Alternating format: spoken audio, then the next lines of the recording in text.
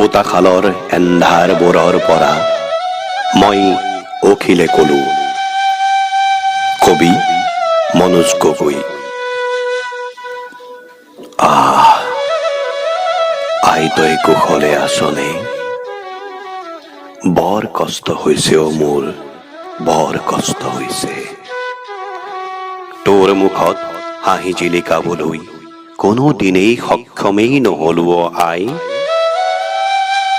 কেৱল দুখ আৰু দুখবোৰহে তোৰ বুকুত জাপি দিল। আই অ আই, তই চাগে মোক কোনো দিনেই ক্ষমা কৰিবই নোৱাৰিবি।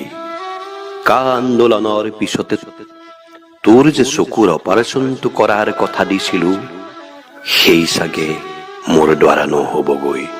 বন্ধুহঁতে যদি কৰি দিয়ে তই কিন্তু আক্ষেপ নকৰিবি দেই আই, তই কিন্তু অভিমান নকৰিবি। মুকলি হৈ মই চাগে তোক আৰু লগ নাপামগৈ। এইবাৰ বৰ দীঘলীয়া বন্দিত্বৰ জীৱন। পুত্ৰ নাচিকেতা বোলে স্কুল নোযোৱা বহুদিনেই হল। জোন, তোমাৰ চাগে বৰ খং উঠিছে মোৰ ওপৰত। নাচিকেতাই বোলে তোমাক বৰ আমনি কৰিছে। তাক তুমি বুজাবা, মৰমেৰে বুজালে সি বুজি উঠিব। তুমি মোক কিয়নো খং নকৰিবা জোন? ইচ্ছা কৰা হলে তুমি চাগে বৰ আভিজাত্যৰ জীৱন এটাৰ গৰাকী হব পাৰিলা হয়, কিন্তু মোৰ বাবেই তোমাৰ ইমান ত্যাগ, ইমান কষ্ট, অথচ মই ইমান স্বাৰ্থপৰ। শোষিত নিষ্পেষিত মানুহবোৰৰ চকুলো মোৰ বাবে আছিল বৰ অসহ্যকৰ।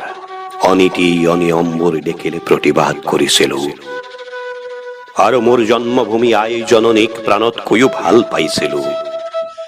লুইত আৰু বৰাকৰ পাৰৰ মানুহখিনিক নিজৰ বুলি ভাবিছিলো। চৰকাৰৰ অন্যায়বোৰৰ বিৰুদ্ধে কঠোৰ ভাষাৰে মাত মাতিছিলো। ভুল ইমানেই আছিল মোৰ, যাৰ বাবেই ৰজাই আজি মোক পোতাশাললৈ কৰিলে নিক্ষেপ। ঘৰখনৰ পৰা বিচ্ছিন্ন হোৱা বহুদিনেই হল। ভোগালীৰ ভোগবোৰ ৰঙা ঘৰৰ ভিতৰতেই পাৰ কৰিলো। অসুস্থ শৰীৰেৰেই ৰঙালীকো কঙালকৈ হলেও আদৰিম। অসমবাসীৰ ভাল হওক, বৰ কষ্টত আছো মই। মোৰ বিৰুদ্ধে অন্যায় হৈছে।